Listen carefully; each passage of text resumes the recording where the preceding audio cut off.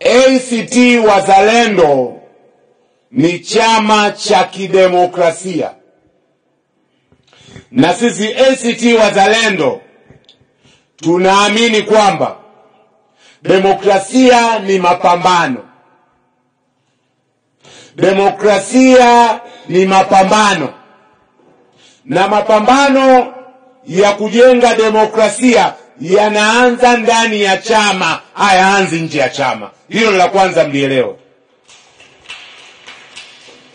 Kwa hiyo uchaguzi wetu utaonesha jinsi ambavyo ACT Wazalendo tumejipanga kuonesha kwa vitendo kwamba chama chetu ni cha kidemokrasia.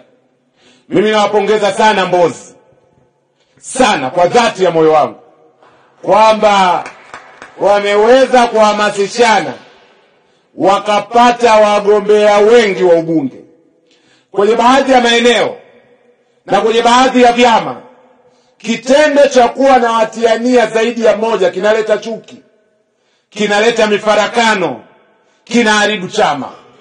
Nimefarijika kuona kwamba wagombea wa Mbozi alipokuwa anaitwa mmoja baada ya mwingine kuja kwa katibu wa jimbo hapa kuja kuchukua fomu yake, wana Mbozi wote mlikuwa mkimshangilia mgombea huyo, na hata wagombea walikuwa wakiwashangilia wagombea wengine.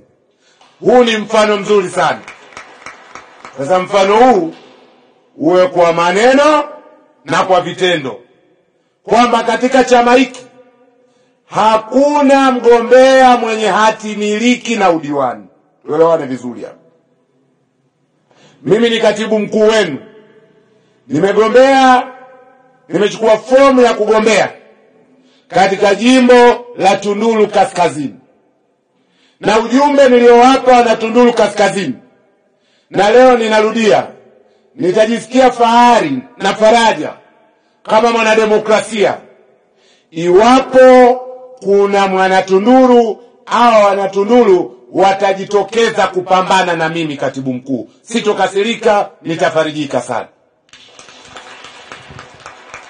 Kiongozi wa chama mstaafu ndugu Zitto Kabwe amechukua fomu ya kugombea ubunge katika jimbo la Kigoma mjini, na amesema mara kadhaa na yeye anafurahia ushindani wa kisiasa, na kwamba milango iko wazi kwa mwana Kigoma yoyote anayetaka kupambana na Zitto Kabwe, inaruhusiwa katika